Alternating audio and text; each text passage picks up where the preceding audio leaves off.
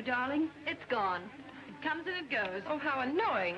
Believe me, it's of no importance. And yet it makes you so nervous. I can only tell you what the doctor said, to forget it and not to worry. Well, I'd worry. Dr. Vengard. I repeat it, Dr. Vengard is the man for you. Don't let's go into that again. I will not be psychoanalyzed. Oh, now, Jill, that's a very middle-class attitude. I'm a perfectly normal woman. Well, that sounds awfully dull. My dear, you mustn't say that about yourself. Not even in fun. Seriously, Jill, go to Dr. Vengard. He certainly did wonders for Molly McLean. Do you know she was suffering so from claustrophobia she couldn't ride in an elevator? Can you imagine what that means to a woman living in a penthouse? And Dr. Vengard cured her? Well, he must have.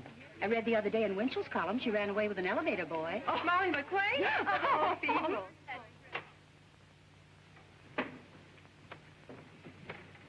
My name is Mrs. Baker. I know. Mrs. Stallings phoned me. Will you please be seated?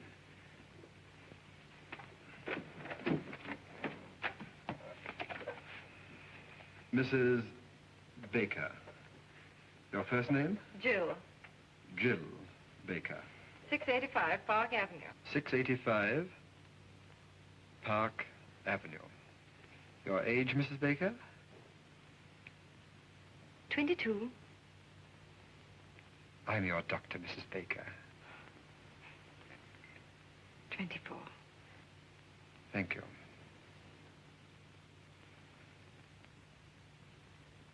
Doctor, I want to be frank with you. I'm absolutely certain there's nothing really wrong with me. I'm sure you'll feel differently when you leave this office. You see, most people know nothing about themselves. Nothing. Their own real personality is a complete stranger to them. Now, what I'm trying to do is to introduce you to your inner self. I want you to get acquainted with yourself. Wouldn't you like to meet you? No. You see, I'm a little shy. All right. What seems to be the trouble? Well, it's difficult to show you the symptoms at the moment because it comes and it goes. Oh. It comes and it goes. Yes. It's so unfortunate. It's always the same whenever I see a doctor. When I come, it goes. And when I go, it comes. Mrs. Baker, whatever comes and whatever goes, there's no denying it worries you a lot. So please drop all your inhibitions, release your inner self, and speak freely. What comes and what goes? Hiccups. Hiccups? Yes. Whenever I get nervous or irritated, I get the hiccups. It's rather unpleasant and sometimes very uncomfortable. Well, naturally, it's a little early to make any diagnosis, but you're apparently getting these hiccups because of a nervous condition. Let's find out what causes that condition. Sounds plausible. Thank you. Would you mind stepping into the next room?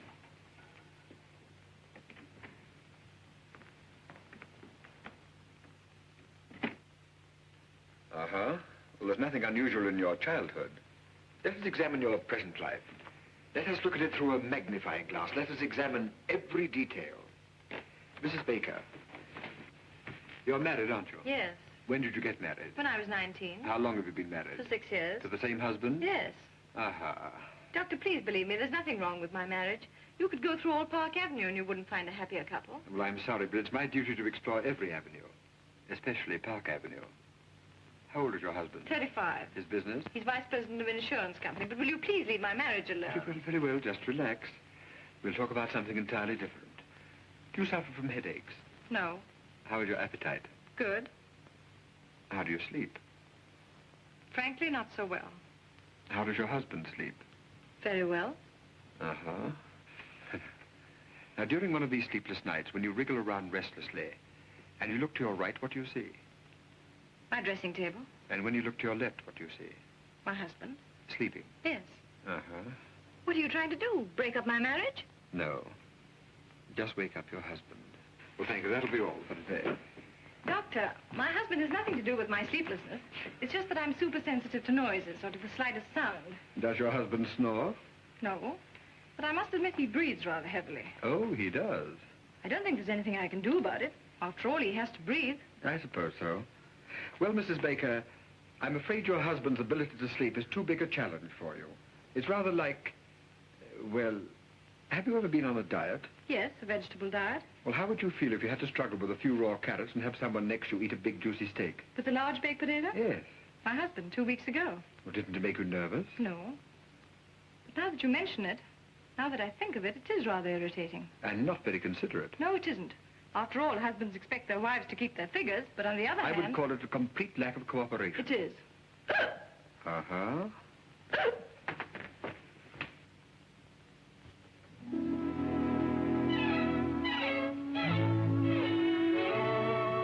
Jill, dear. Hello, Margie. Why, haven't I heard from you? How are you, dear? All right. Anything wrong? Oh, Margie, you shouldn't have sent me to that Dr. Vanguard. Did you go back to him? No, and I won't. He's not going to break up my marriage. There's nothing wrong between Larry and me. That's what I say. Are people talking about us? They wouldn't dare in my presence. They know you and I are close friends, and I always defend you. I know, dear. Defend me against what? Well, now, after all, town and country called you the Happy Bakers. That's kind of sticking out your chin. Well, how many of our friends have stayed married for 6 years? Why shouldn't they call us the Happy Bakers? Well, why not? Your name is Baker, isn't it? Oh, Margie. I've been perfectly miserable for the last 2 weeks. I'm so marriage conscious. Whatever I look at, whatever I think of, I always find myself connecting it with my marriage. How I hate that Vanguard. Yet, if I'm honest, I must admit... What, dear? Well, if a wife looks at her husband through a magnifying glass, she's bound to see something. Yes, I should think so. Things I was never aware of before. Things I never noticed. For instance? Well, it's just an illustration, but like the other morning. You know how difficult it is for me to fall asleep. Well, finally, when I'm lucky enough to drop off, promptly at 8:15, what do I wake up to? A gargle. A gargle. Mm-hmm. That's the bugle call of marriage. Gargle is reveille, snore is taps. And what is there between? At 9 o'clock in the morning, he goes out of my life. Oh, my dear, isn't it the truth? Oh, I don't know what's the truth anymore. I'm completely confused. I'm so uncertain. I've always heard that the ideal marriage should be something of a mystery. That your husband should remain a kind of stranger to you. Someone whose acquaintance you'd like to renew every day. You know what I mean. Yes, dear. Hello. Hello, Margie. Hello, Larry. Hello, darling. Hello. How are you? Fine, and you? Okay. Have a good day? Yes, and you? Good. Anything new? No? With you? Nothing. Good. Want to see you later.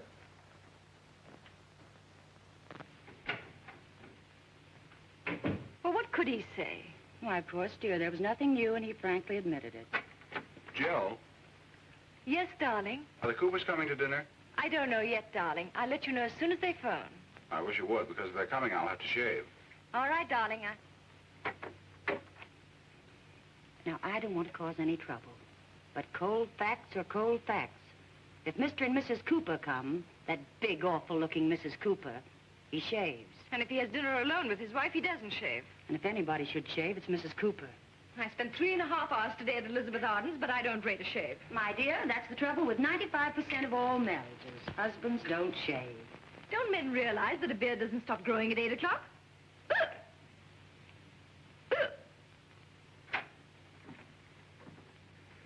All right.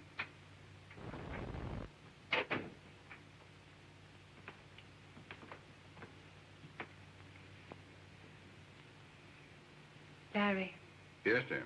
they're back. Fine. Have a good trip? Who? The Evans.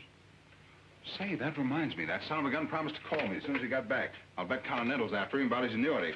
The Evans are still in Bermuda. The hiccups are back. Huh? Oh.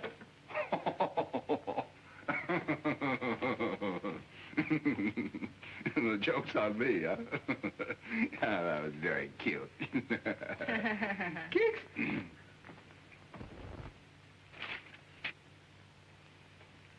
Larry, when you came in just now, you asked me if there was anything new. Oh, say, there is something new. And something very important, too. You know who's coming to dinner a week from Thursday? The president of Universal Mattress and the president and secretary-treasurer of United Furniture and some other high executives of both companies. Oh, good grief. Oh, I know it's going to be one of those nights, but Universal Mattress and United Furniture have merged. They're reshuffling their entire insurance account. Now, the tough man to crack is Kafka of Universal Mattress. I've done a little detective work. He's a Hungarian. As a matter of fact, they're all Hungarian. So let's give the dinner a kind of Hungarian touch, huh? Now, look, Larry. Oh, now, listen, darling. I don't expect you to behave like a gypsy, but let's hire a Hungarian cook and make him a wonderful goulash. Kafka will love it. I'm going to get that insurance account if I have to stuff that Hungarian like one of his own mattresses. Oh, and to make him feel really at home, Our foreign division manager tipped me off. Just before they start to eat, you say, Eggeshegera.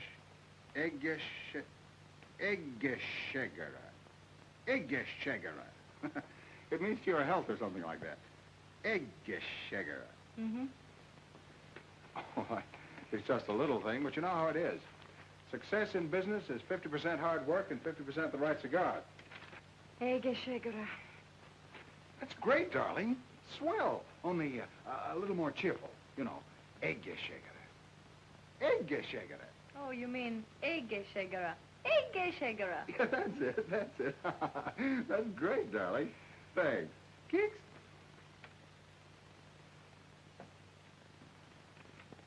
Larry, why'd you do that? Do what? Keeks. Why? I always do that. Why? Well, why does one do things? But when you do it, what does it mean? Is there some underlying thought? I don't know. I never tried. But you do it to me. Well, you're my wife. And that gives you the right to poke me in the stomach whenever you want to. Darling, don't you feel well? Fine.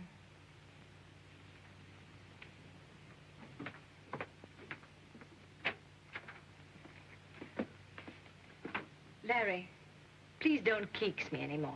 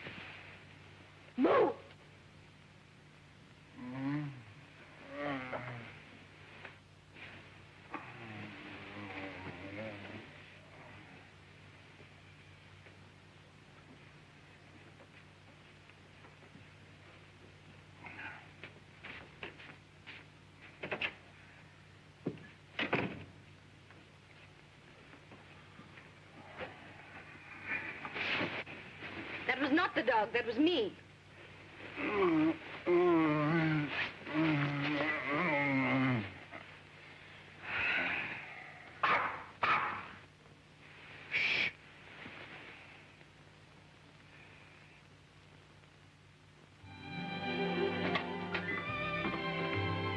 How'd you do?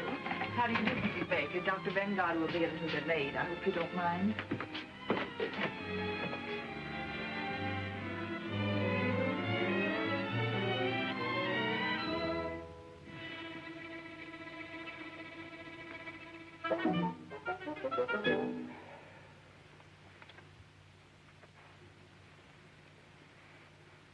Ugly. Ugly.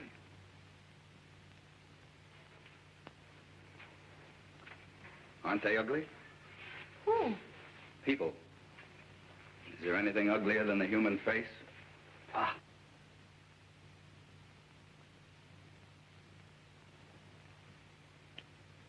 You mind if I smoke?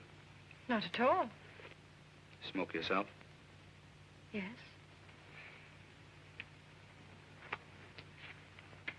You haven't got a cigarette, eh? Yes.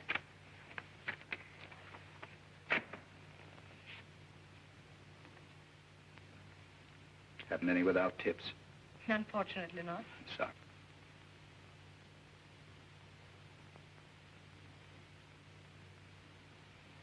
Pui.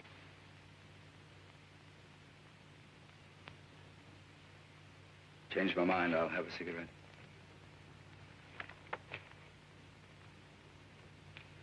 Yes, thank you. You, seen this doctor before? Yes? How much do you charge?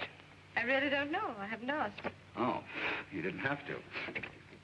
Dr. Vanguard just phoned. He'll be detained at least another half hour. Another half hour. Well, we have two alternatives. We can read a magazine or we can talk. This is a lovely day, isn't it? Yes. Yes, well, that takes care of that. Let's forget it. Do I bore you? Oh, no, on the contrary. Let me warn you that I say what I think. I'm a complete individualist. Oh, really? I'm against communism, capitalism, fascism, Nazism. I'm against everything and everybody. I hate my fellow man and he hates me. Sounds rather amusing. So I amuse you. I'm a clown, eh? Pagliacci. Oh, no, I didn't say that. All right, don't apologize. This, Vanguard a good doctor? I'm sure he'll do you a lot of good. Why do you say that? What's wrong with me? I really wouldn't know. After all, I'm not the psychoanalyst. What's wrong with you? Nothing. Why are you here? You don't go to a psychoanalyst to have a tooth filled. So what's wrong? I think we'd better read magazines. All right.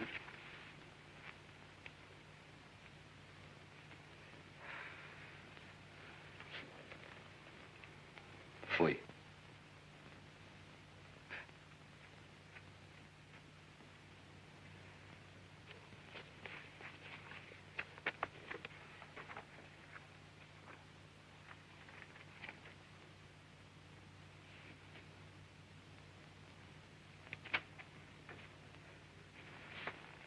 I hate to bother you again, but what does one have to do to be happy?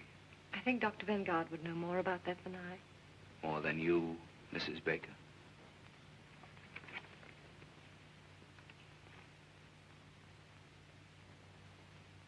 Oh, that article. You know, Mrs. Baker, this is the first time in my life I've ever met a really happy person.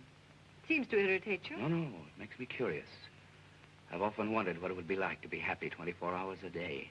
Must be wonderful. One gets used to it. In the morning, you are awakened by the twitter of a little bird. Before breakfast, you and Mr. Baker dance a minuet. Then the happy breakfast starts. You are happy. Mr. Baker is happy. The eggs are happy. The hens who laid the eggs are happy. Now, look here.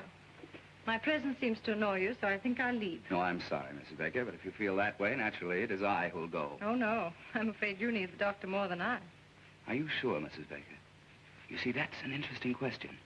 We're both here for the same reason, happiness. One has not enough, one has too much.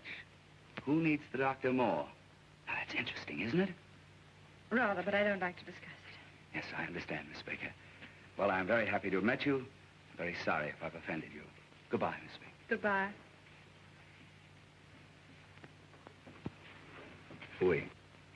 Oh, just a moment. Yes? May I ask you one question? Certainly. Yes? What's wrong with that picture? Are you really interested? Yes? Sit down.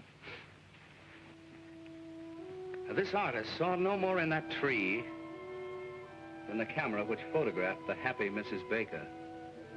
It's only the surface. Art goes much deeper.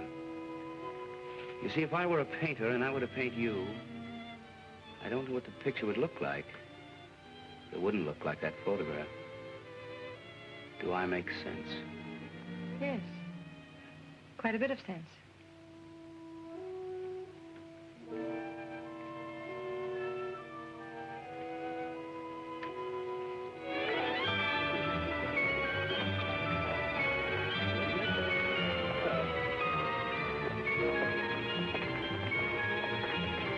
How do you do?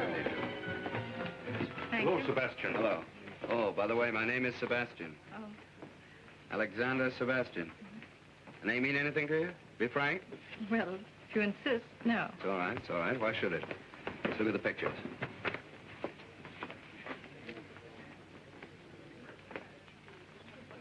Number 15. Child with trumpet. No good. I was afraid it was. The artist hasn't found himself yet. When he does find himself, where is he? Child with trumpet. The child's all right, but he's missed very badly on the trumpet. Didn't he? That won't live. I hope not.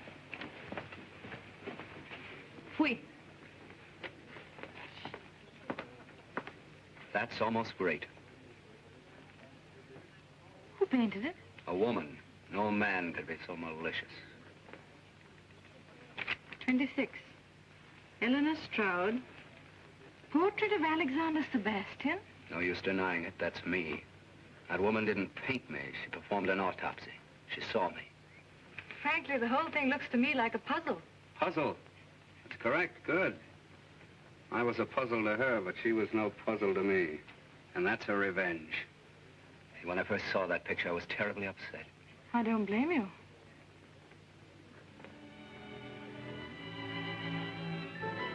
What do these notes mean?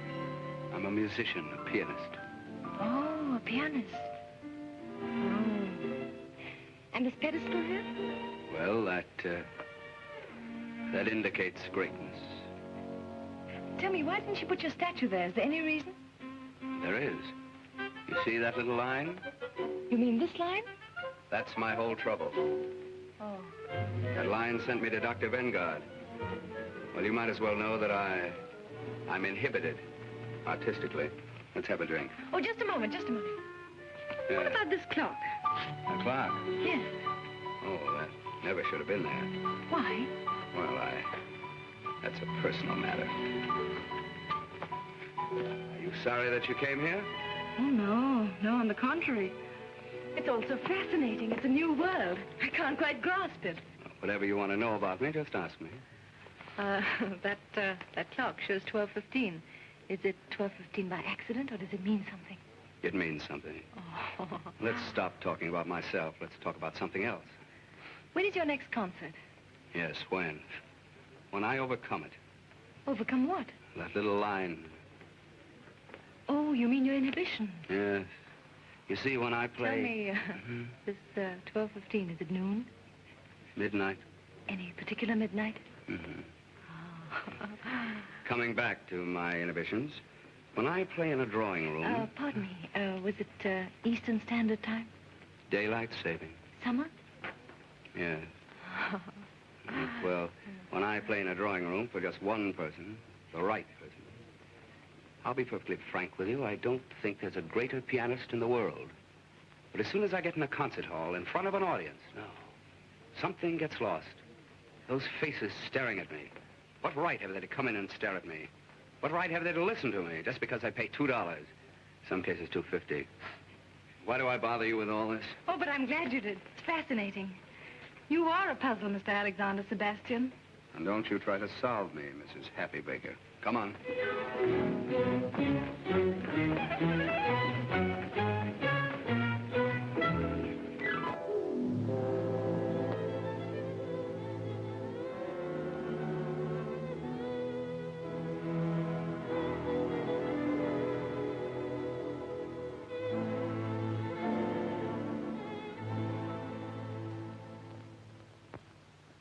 Mrs. Kopka, Mr. Januszek, Mrs. Yaroshi, Mr. Jones. Jones? How does a foreigner like that get in here tonight? He's Mr. Baker's lawyer. Oh. Well, I suppose you always have to have a lawyer with Hungarians.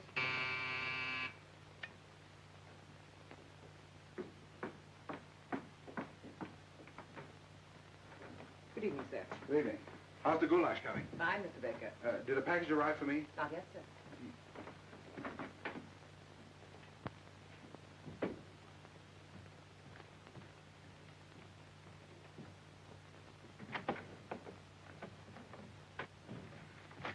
Oh, darling.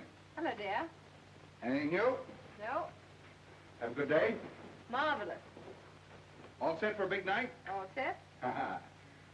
Remember your word? Eggeschegera. Eggeschegger. That's it. Good. What is it? Your package had arrived, sir. Albert didn't tell me. Oh, fine.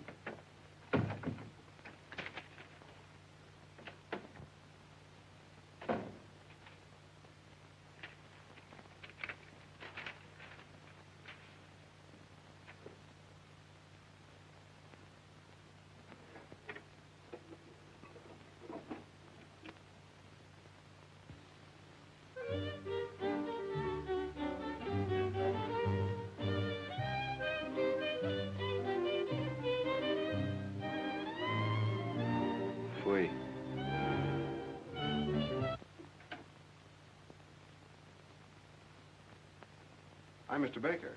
Mm-hmm. May I ask what you're doing here? Waiting. Oh, you're waiting. Tell me, how soon do we have dinner? Dinner?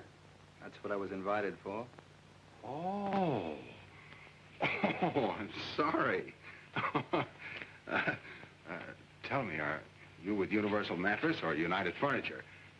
I'm not with anything. Oh, playing both sides, huh? Well, it's not such a bad idea. Say, tell me, how do you feel about Mr. Kafka? Indifferent. Well, I can tell you, nobody's going to put anything over on him. He's pretty smart. I think it's very clever that they've merged. Merger will out, won't it?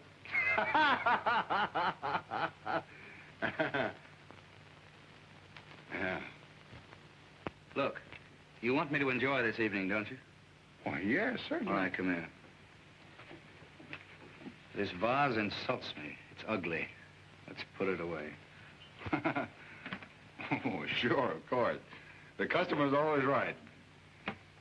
Anything else in the room you'd like to change? Lots. Well, I think we're going to have a very enjoyable evening. I'll let you in a little secret. We've got goulash. Goulash. Yeah, goulash. Scrambled eggs for me. Oh, only a suggestion. Will you forgive me? I must dress. Just continue to make yourself at home.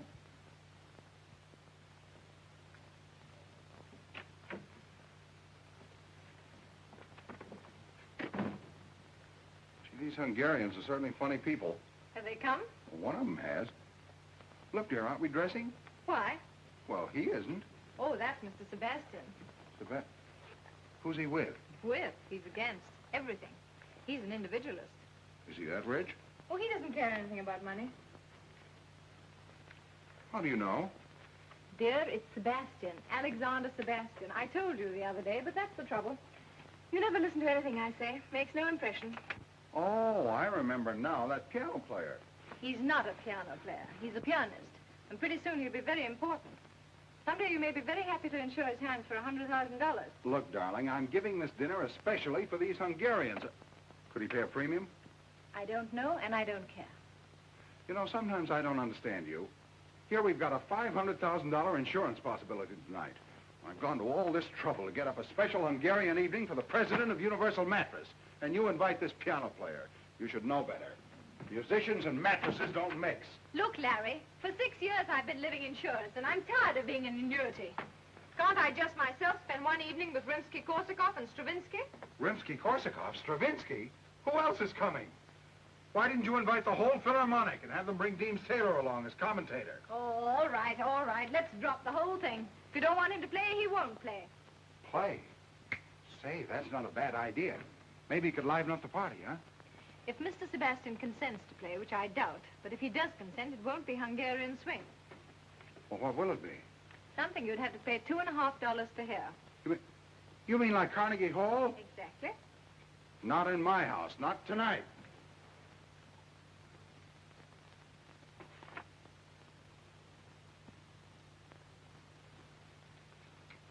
What's this? Oh, that's a reproduction of a painting I saw in an art gallery. Do you like that? Love it. Well, what is it?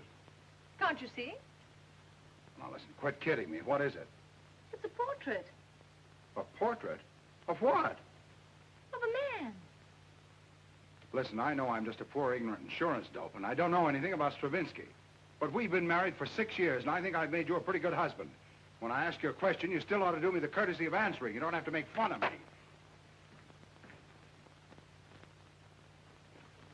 You know what this is? The Grand Canyon.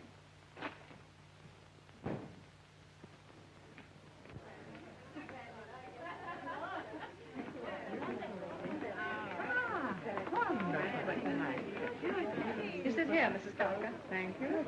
And that's why, Mr. Kafka, we're the only company for you. Sounds very reasonable. Let's talk about it after dinner. Yes, indeed. After dinner, we'll have a good long talk, right here, Mr. Kafka. All right. Mrs. Baker? Thank you, Mrs. Kafka.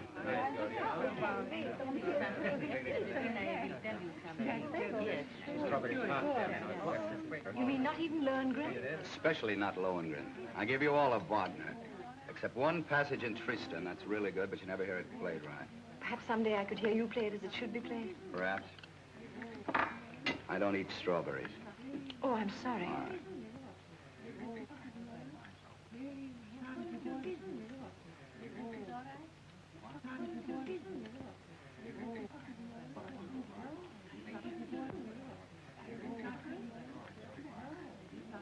Everything all right, Mr. Kafka? Mm-hmm, fine.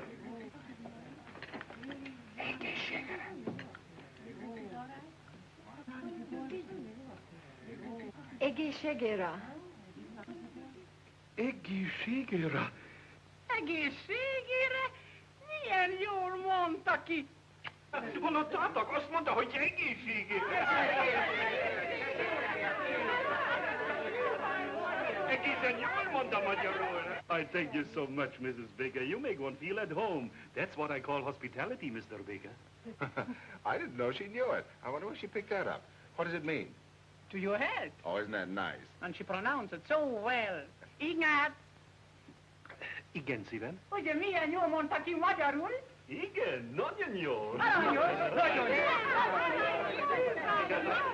Egészségére. Én már régen nem beszéltem magyarul. How comes you speak Hungarian? Were you born in Hungary? No, I studied music in Budapest. Budapest. Jaj, Budapest. I lived at, what's the name of the street? Andalusia. Andrassy úr. Andrássy. Hát én ott laktam az Andrássy, 54 számmal. 54? Én ismerem. Igen. Ott volt a kávéház. Andrássy kávéház. Minden délután ott Volt az Andrássy. Annál szebb utca nincs is a világon. Minden nap ott sétáltunk. Reggel, délután.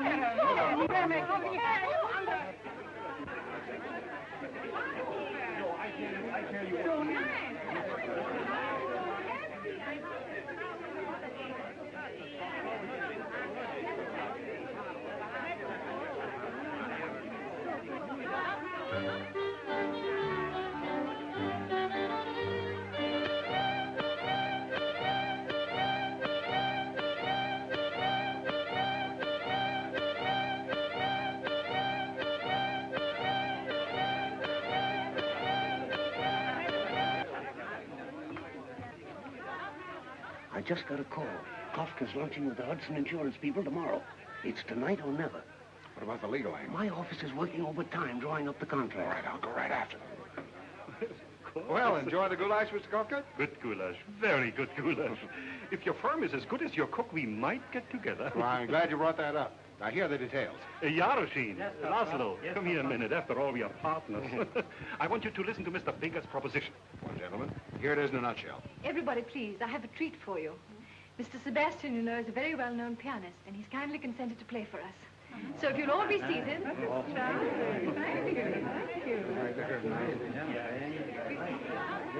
Does he have to play? Don't worry.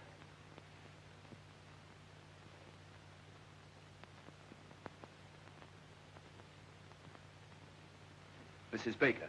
Yes, Mr. Sebastian.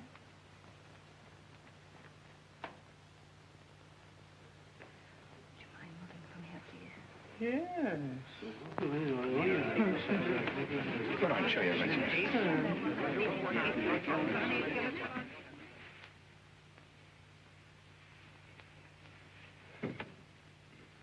It's locked. That's odd. The key. Two silver words. Who could have locked the piano? Where's the key? I don't know. It's a funny idea. Why should anybody lock the piano? It's too ridiculous. Why should anyone lock it? The key. As I was saying, Mr. Kafka, my proposition's a very simple one, but a very sound one. I broke it. Don't you worry. I won't. Now, Mr. Sebastian, please tell us, what are you going to play? Well, first I'm going to play... Mrs. Baker. Yes, Mr. Sebastian. All right.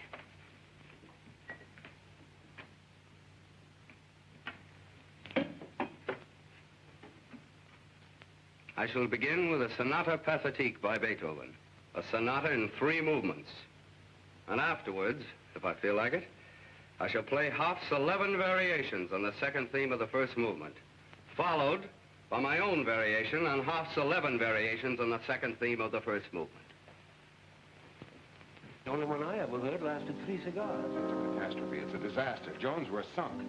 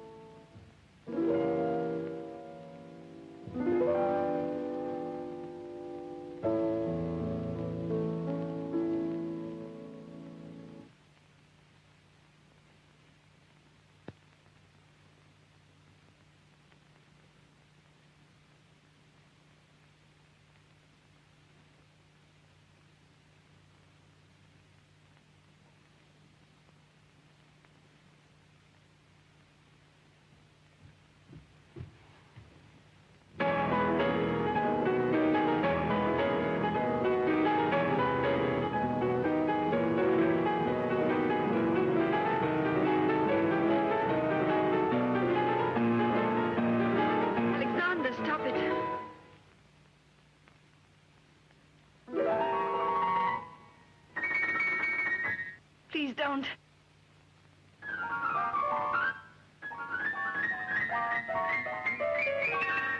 No. No.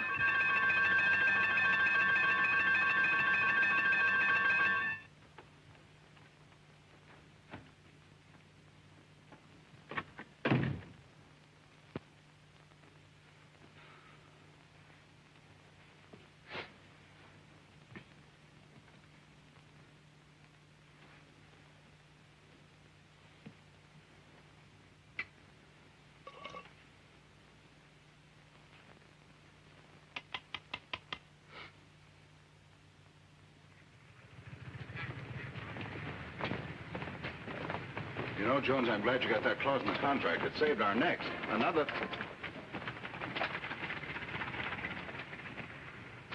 Wait a minute, I'm gonna have some fun. How do you do? How do you do, sir? About that picture in the window. It's very good, don't you think? No fooling. What is it? It's a portrait of a man. Oh. Well, certainly. What else could it be? Excuse me, sir, not everybody understands modern art. Well, thanks. If you're interested, it's only $500. $500? Must be quite a man. Well, it's not the man. He happens to be rather an obscure musician. Musician? What kind of a musician? A pianist, I think. Is it by any chance Alexander Sebastian? Well, that's who it is. You recognized him. He seems to be a friend of yours. Wouldn't it be amusing to have him in your home permanently? Not very amusing.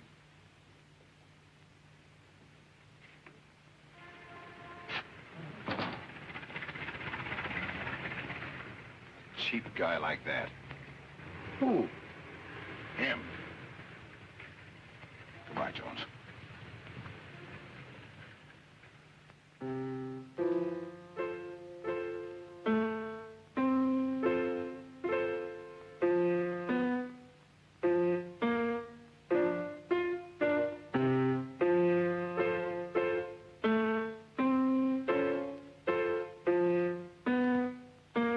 Hello, darling. Oh, Is this a nice surprise for you? yes, very nice. Mary Farmer. What's he so merry about? Oh, darling, you don't begrudge me a little music, do you? Oh, no, no. Anything new? Well, this, isn't it enough? Yeah, plenty. Have a good day? Fine. You seem to be feeling better these days. Oh, yes. I slept 10 hours last night. And, Larry, the hiccups have completely disappeared. Isn't that good news? Yeah, very good news. Are you still going to Dr. Vengard? Oh, no. I don't need Dr. Vengard anymore. I'm so busy with my music and visiting art galleries that I haven't even time to think of any doctor. Oh. Isn't that wonderful? You know, I'm beginning to see something in this. Yeah, it starts to look like a man. Huh? Why did you say that? Well, the other night. Oh, you took that seriously. I was only kidding. How could that be a man? I was nervous about the dinner party, and I said whatever came into my mind. I'm sorry, darling. No, dear, no, I don't agree with you. It does look like a man. Now, don't be stubborn. Can't you take a joke? Well, then, what is it? It's a meadow. It's called Meadow in Spring. Oh, in spring, huh? Yeah. And, those little notes of music, what do they mean? That's the shepherd playing his pipe. Shepherds play pipes, don't they? Oh, sure, yeah.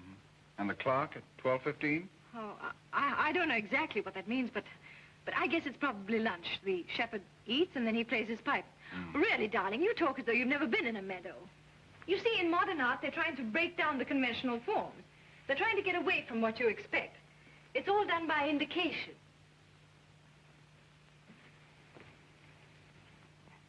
What are you doing? Oh, I'm just putting a mustache on the shepherd.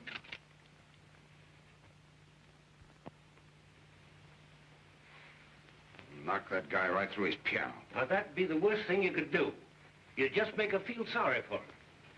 Don't make a martyr of it. You've got to look at this thing from a woman's angle. Now, wait a minute. Miss Aiken, will you come in, please?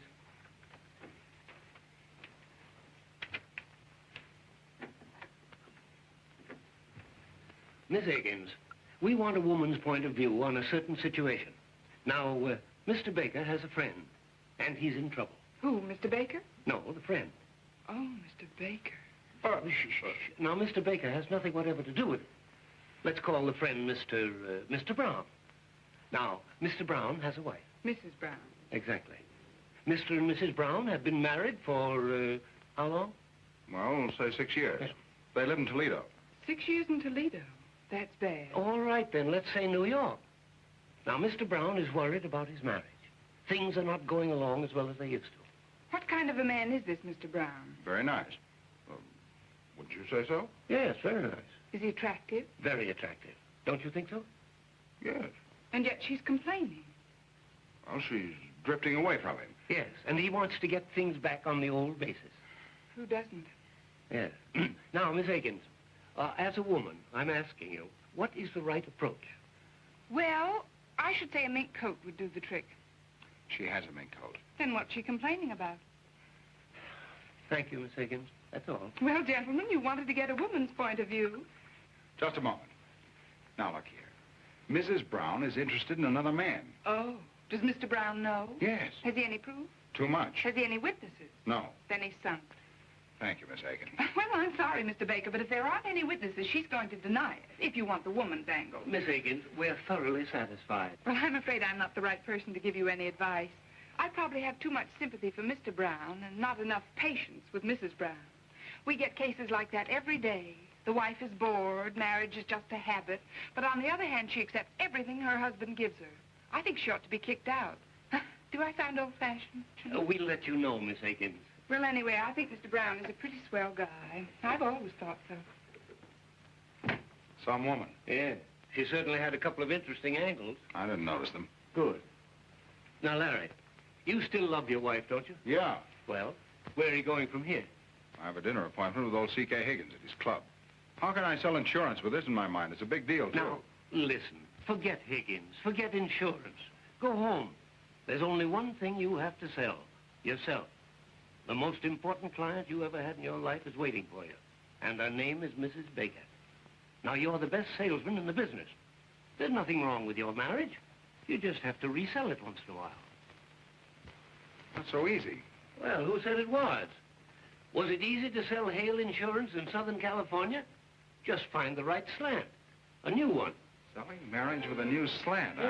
Yeah, a new slant. Yeah, that's not a bad idea.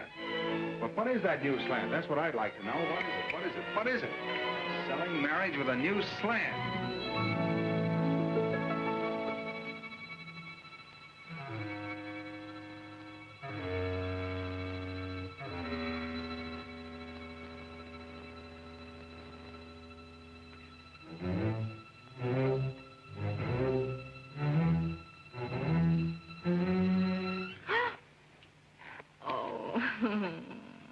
Nice surprise, eh? Hello, my genius. Who are you going to be this evening? Come, tell your little cadenza.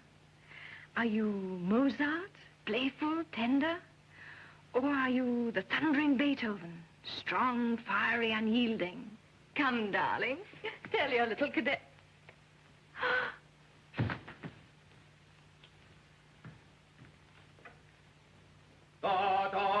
Guess who is here? Guess who is here? Guess who is here? It is Wotan, the god of gods, coming down to... Anything serious? No, she just fainted. Oh, well, women are always fainting. Any particular reason? No. She just thought I was a genius. Then she found out I wasn't, and it was too much for her. Please make yourself at home. I'll be right back. I want to get some smelling salts.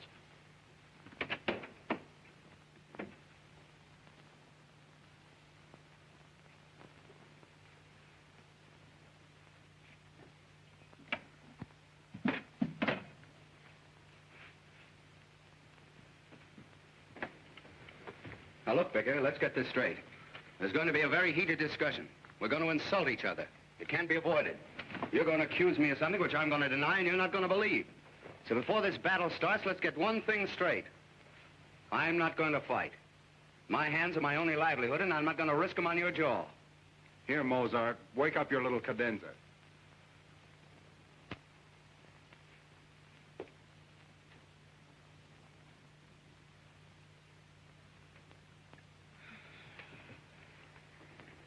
What's happened? Well, I... You! What?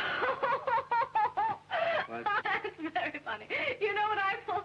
Look, I think I...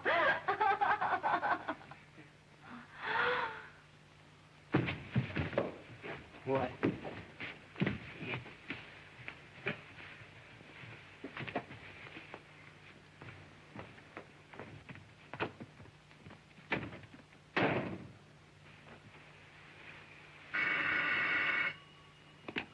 Hello? Hello, Jones. I'm still selling. You were right. It needed an entirely new slant. I think I've got a new one.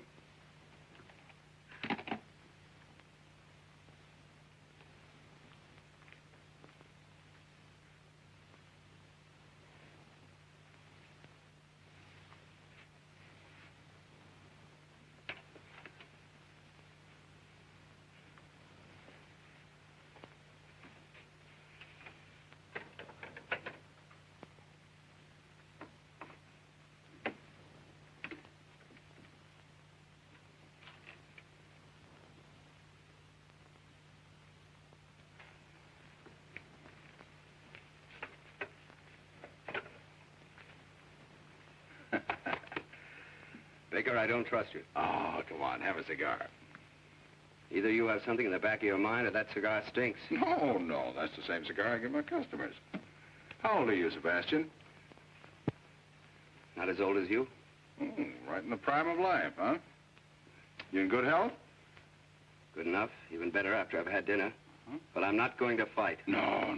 I don't want to fight. But you might run into a husband sometime who hasn't my respect for great music.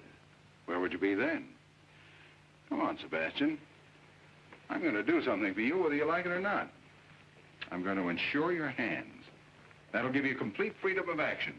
It'll give me 5%. And we'll both be happy. I'm not going to fight. No, I know. I understand. You're an isolationist. Isolate yourself over there. You know, the best part of this whole thing is that we... Sit down.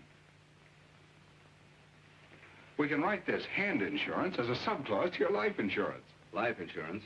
What do I want with life insurance? Haven't you any dependents, any relatives? Relatives? Fui. I'll tell you. You can leave it to my wife. She can buy herself a beautiful brooch in the shape of a piano with little diamond keys. And then every time she pins it on, she'll think of poor dear Sebastian. Believe me, if anybody should insure his life, it's you.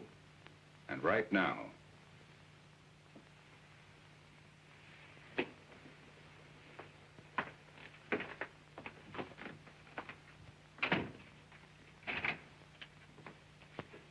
Now then, Where were you born? I'm not going to fight.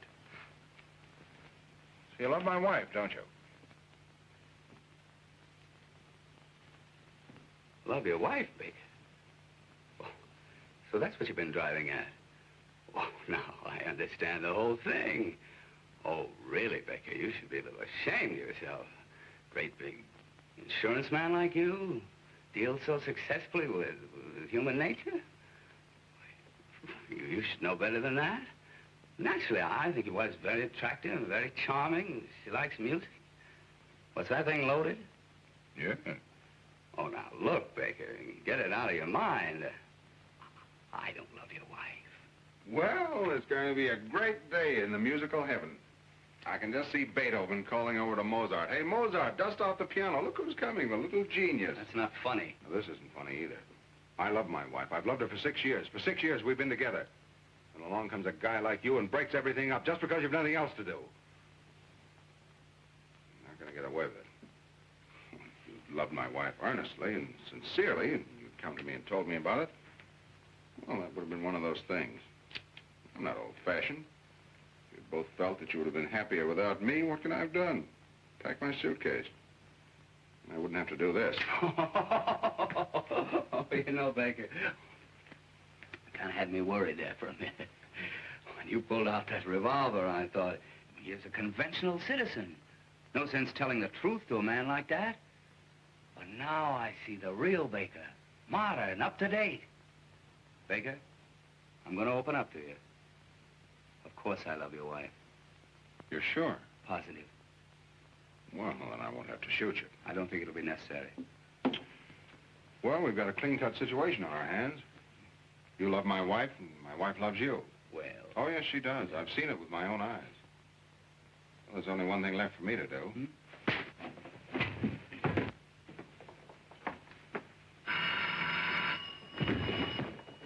Hello? Oh, hello, Jonesy. I'm still selling.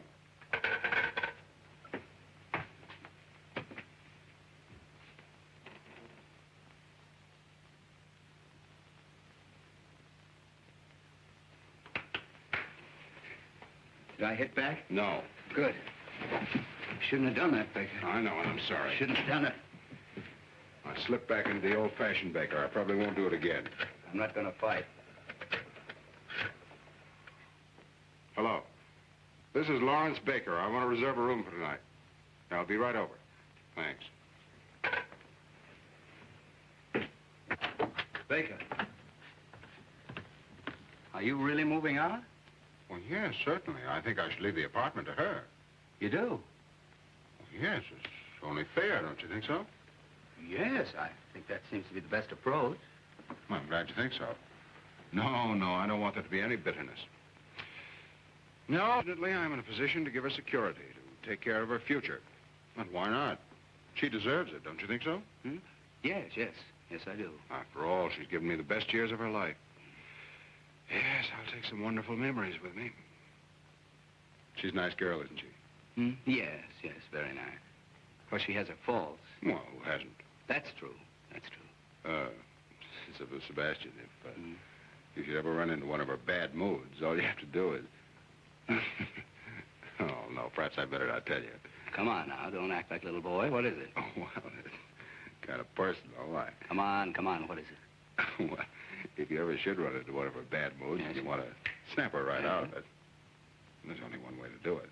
What's that? Just keeks her. Keeks her? How do you do that? Just keeks.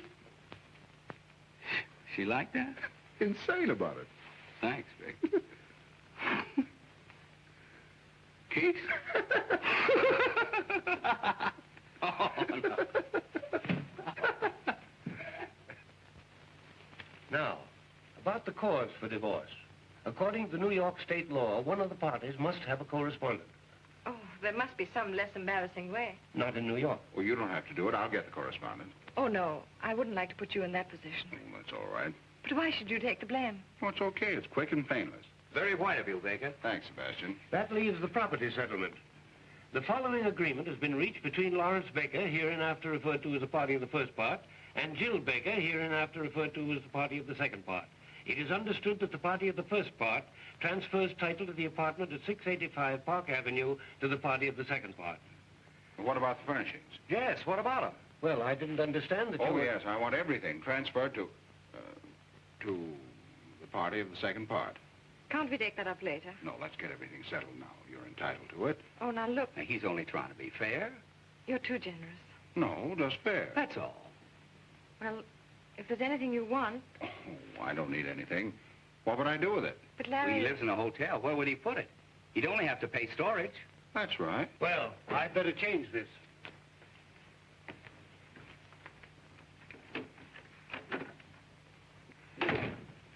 What's his name? Jones. I don't trust him. Well, here we are. Mm-hmm. Baker versus Baker. Sounds awful, doesn't it? Everything legal does. Oh, about this correspondent. Yes? Who's it going to be? Oh, I don't know. Anyone in mind? Mm-hmm. I have several promising prospects. Oh, you have? Mm-hmm. Yes, I think we can clear up the whole matter in about 4 weeks. Sounds pretty good. Mm-hmm. Tell me, it isn't Mary Logan. Mary Logan is a correspondent? Oh, I think I can do better than that. After everything's straightened out, I think I'll take a trip to South America. Is it one of my friends? No, you know I never cared very much for your friends. Someone I know? Darling, this is a divorce, not 20 questions. Oh, I'm just curious. Well, don't worry. You can rely on me. I won't disgrace the family name. No, it's good. Larry, do you really want this divorce? Well, absolutely, don't you? Well, Well, don't tell me you don't want it. That'd be a great disappointment. After all, you're seriously in love with Sebastian. Otherwise, you wouldn't have... Well, we wouldn't be here. You're too fine a person, Jill, to have done all this just to fill out your day. I've always believed that you're sincere. I still do. I'd like to take that memory with me. I'm sorry if I hurt you. You couldn't help it. Don't worry, there'll be no bitterness. Funny, isn't it? For 6 years, you were my husband. Now, you're the party of the first part. I used to be your Jill. And now I'm hereinafter referred to, and that's all. Well, everything's taken care of. What's the matter? What'd you do? Nothing, just went over some of the details. I don't trust you, Baker. Darling, there's nothing to worry about. It's a very clean-cut agreement. Alexander, please, I'm so nervous. Can't you understand? Of course, we all have our little moods. Kick!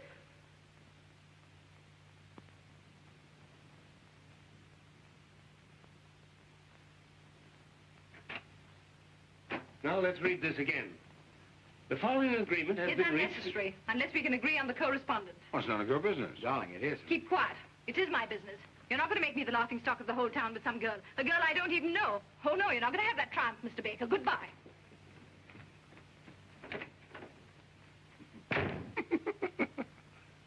Kicks? Don't do that, Baker. Jill! Jill! Jill! And that, my dear Mr. Jones, is what is known as protecting your original investment. Let's get a drink.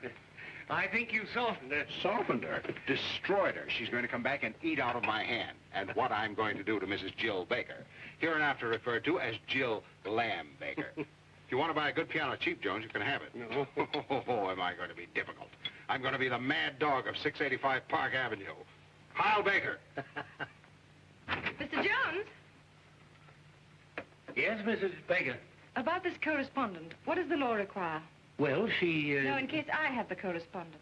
Oh, well, you have to be found alone with him in your apartment, and he with his coat off. I see.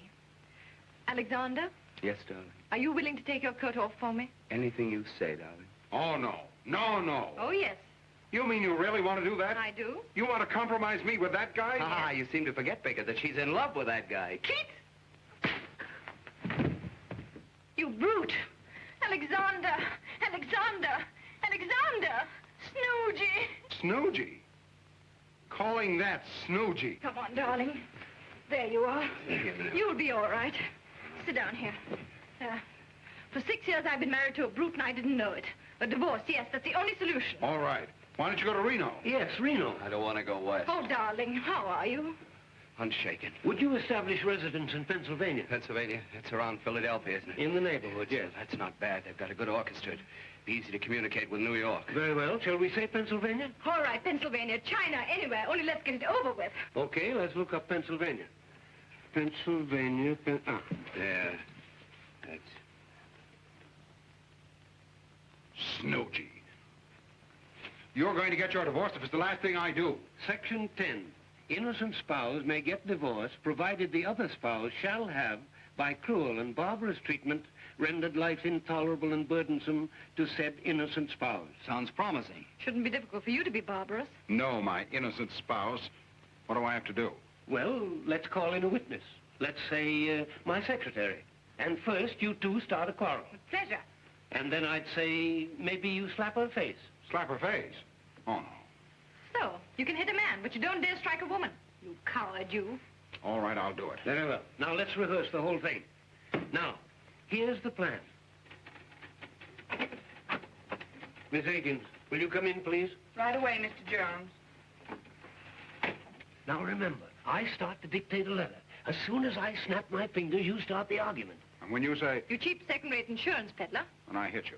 Now, Baker, don't let us down. Miss Akins! Miss Akins! Coming, Mr. Jones. Sit down, please. Take this. To Walter K. Dovenmule, Capital City Bank and Trust Company, Columbus, Ohio. My dear Mr. Dovenmule, now let me see. So you won't tell me? I wasn't there. My mother saw you. Your mother gives me a pain in the neck. How dare you say that about my... Your beloved mother. Pooh! So you won't tell me, huh? I wasn't there.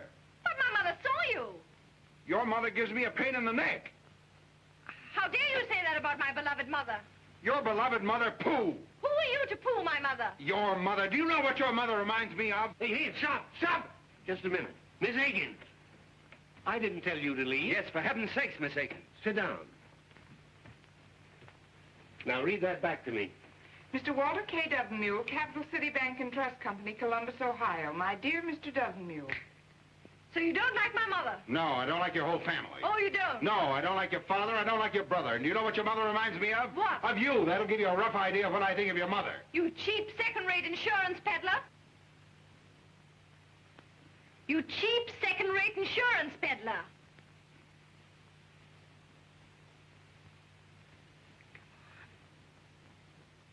What she called you, cheap second-rate insurance peddler. Yes.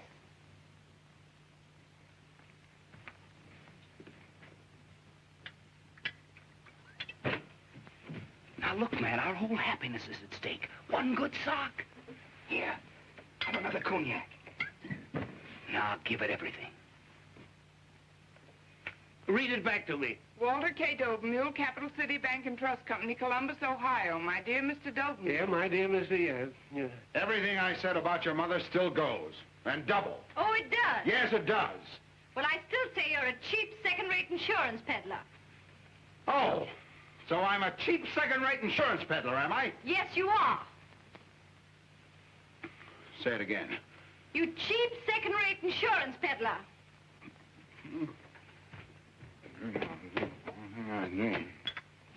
Fui.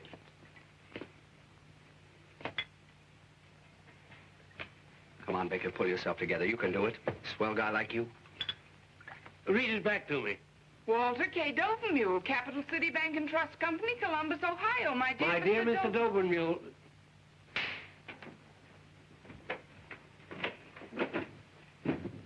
Did you see that, Miss Higgins? A husband slapping his wife? Yes, did you see it? Mrs. Baker, I'm very sorry this happened in my office. So am I. Imagine that, a husband hitting his wife. He had to get drunk to do it. Goodbye, Mr. Jones. Goodbye, Miss Baker.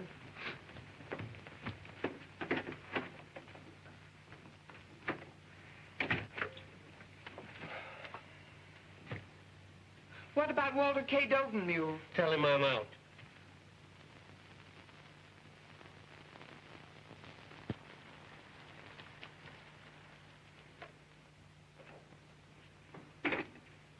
Thank you, sir. Come in. Hello, Albert. Good morning, sir. I hope you'll forgive me for disturbing you on Sunday. It's all right, Albert. Have a late night, sir? Yes, I've had a series of late nights. I guess I'm not as young as I used to be. Oh, I think you look very fit, sir. Oh, thanks, Albert. How's everything going? Well, not so well, sir. I came to ask if in your future plans you'd have any use for me. Have you left Miss Baker? Yes, sir. I had to, on account of that musical gentleman. Oh. In fact, we all left, except Emma. Then she fortunately is quite deaf. How is Miss Baker? As charming as ever, sir. Happy, I suppose. You'll pardon me for saying so. I think she shows great courage.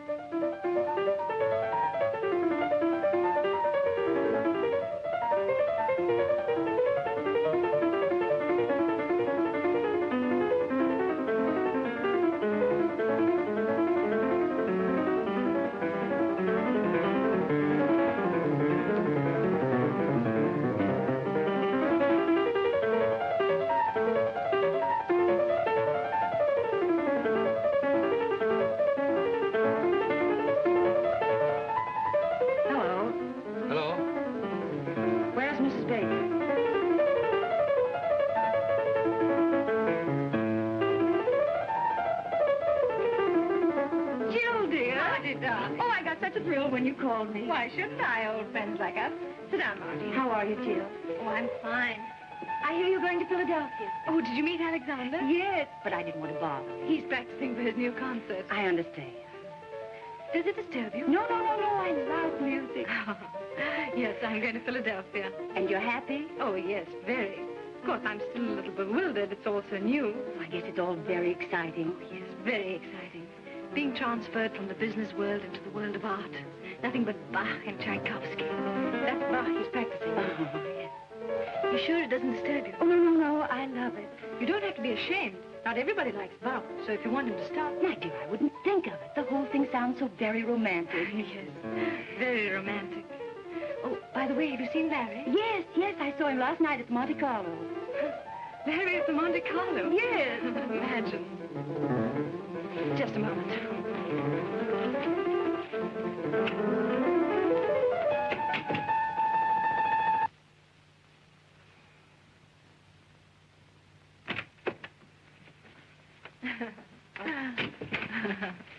Please forgive me. Of course. Well, now, what were we talking about?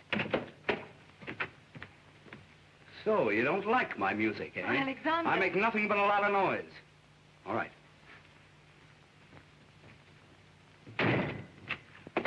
Fui. Isn't he original? Oh, very. I hope you don't mind. No, not at all. I love to make him angry. He turns into a big grizzly bear. It must be fascinating. Jill? The bear.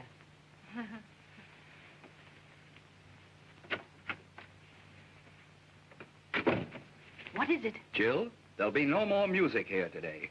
Oh, no? No, and don't coax me. And don't shush me.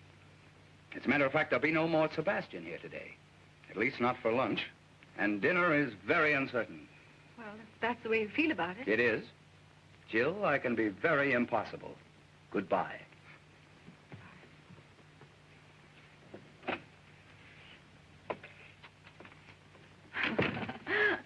What fun. I only hope poor Larry has as good a time as I. Well, when I saw him at Monte Carlo. Oh, yes. I suppose that was another one of those dull business evenings. Was it a large party? No, I'd say she was about your size. Oh.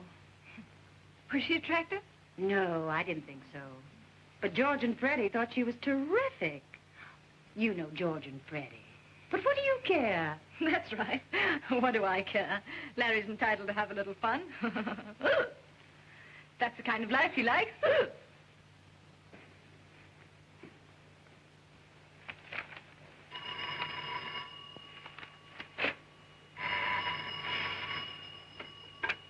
Hello? Hello, Sally, darling. I feel pretty good considering. What about you? Mm-hmm. That's right. Huh? no, I'm sure you took it with you when we left for the Monte Carlo. Wait a minute.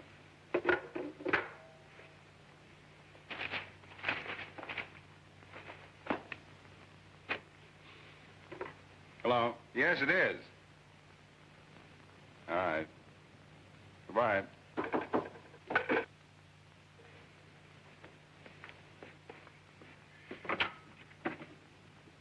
Hello. Hello. You going to throw me out? Jill, you shouldn't come up here. It's rather embarrassing.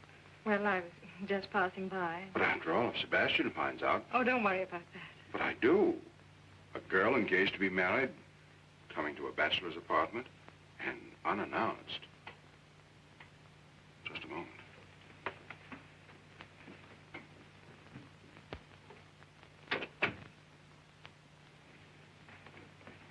Well, I seem to be intruding. look, Jill, what do you want to see me about? Someone here? What do you want, Jill? Well, I was driving by. Oh, right on the 31st floor? Well, you said you wanted some kind of remembrance, and I'm on my way to Cynthia Knox's tea, and I had to pass by, so I picked up a few things. Some snapshots of us taken together. Thought you might be interested. Thank you. Aren't you going to look at them? Oh, yeah. Well, that's the first time we met. There's one of you sitting in my lap. Our wedding, our honeymoon. That's very nice, thanks. Anything else? I heard you were at the Monte Carlo last night. Yeah. Sleepy? Huh? Yes. Well, give my regards to Cynthia Knox. Who? You were on your way to Cynthia Knox's tea room. Oh, yes, yes. I like your apartment, Larry. It's lovely. Charming. Yes, very, very charming. In such good taste. Pretty. So cozy. Lovely curtains. And such a beautiful view. Yes, such a beautiful view. I'm sorry. That was rather foolish. Please forgive me. Oh, Larry, I did make quite a mess of things. Oh, everything turns out for the best. You can't mean that, Larry. I can and I do. Larry, please don't make me go to Philadelphia. Please don't. Oh, Madam has changed her mind. She gets a little tired of marriage and she walks out just like that. What does she care if she makes a fool of her husband or how much she hurts him? Then she gets a little tired of piano music and she comes back and says, oh, it was just a little whim of mine, so please trot back to the old homestead. You break up a whole life and then think you can put it back together again in one afternoon. Oh, no, it's not that easy. I didn't expect it to be easy. To tell you what I think of you would take more than just one afternoon. How about dinner? Dinner? Couldn't we just have dinner together tonight? Oh, I'm sorry, I'm engaged for dinner. Oh, that girl. Yes, that girl. I don't like your tone. I'm sorry. First you try to mess up my life, now you want to spoil that girl's Sunday. Sally doesn't get every day off, you know. Sally works hard. Oh, she does. Now, what's wrong with that? Nothing. She doesn't have everything dumped in her lap like you. She hasn't time to go to crazy art galleries, play around with second-rate musicians, or go to psychoanalysts. She hasn't a husband to pay for her complexes. Sally's a mighty fine girl, much finer than your Mr. Sebastian. She doesn't wear your shirts either. Did he take? Oh, skip it. Here. You promised to love, honor, and obey. And here. That's the first time we met. That's an awful picture of me. But you were a fine girl. I didn't bore you with my insurance then. You listened to everything. You wanted to know everything about me and my work. You wanted to help. Oh, Larry. And here. I remember everything you said to me. I'd love to say it again, Larry, if you'd only give me the chance. Just to forget it again. No, Larry, never again. I swear. There's no use pretending. I'm defeated.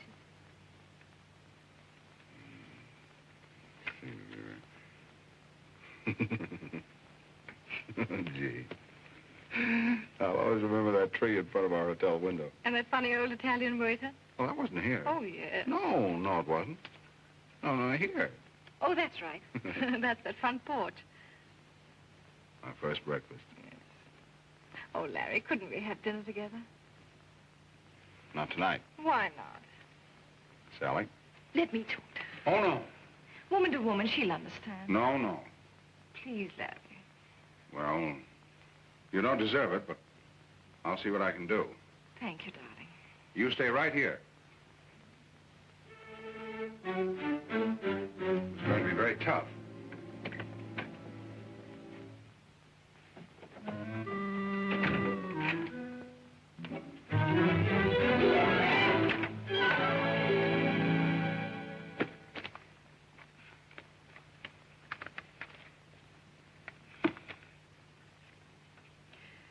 Sally Akins. That girl.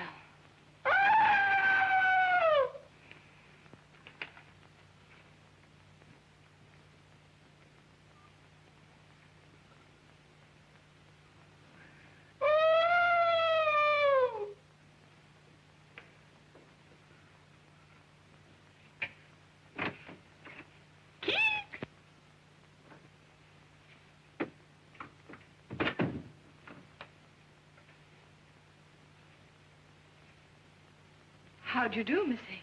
Oh, hello, Mrs. Baker. Nice to see you. Miss Baker would have loved to have seen you, but unfortunately he's busy. Oh, he asked me to give you your handbag. Oh, yes, I forgot it. I was doing some secretarial work for Mr. Baker. Oh, secretary's work on Saturday night. Oh, well, I'm a notary public, too. Oh, I see. And you brought your seal? Oh, yes. A trained seal. Goodbye, Miss Akins. Goodbye, Mrs. Baker.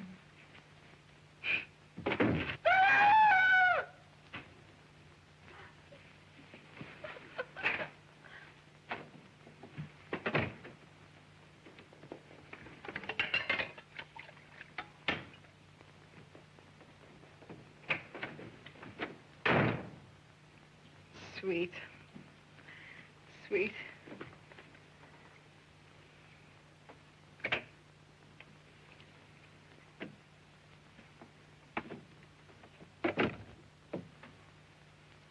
Looks hopeless.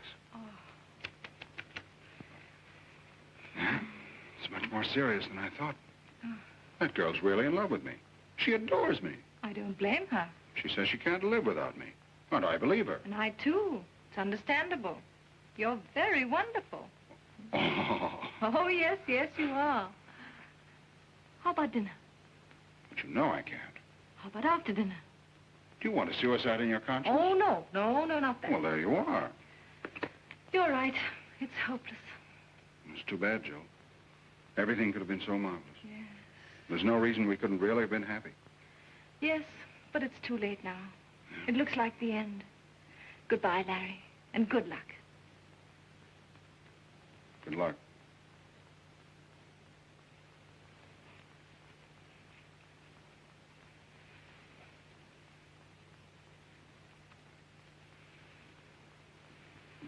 I'll talk to her again.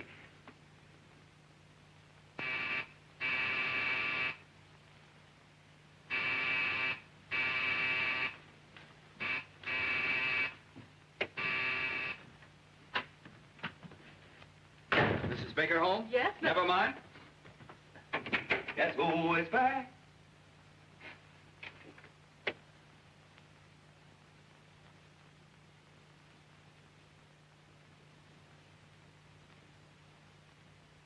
It's Bolton, the god of gods, coming back to Earth.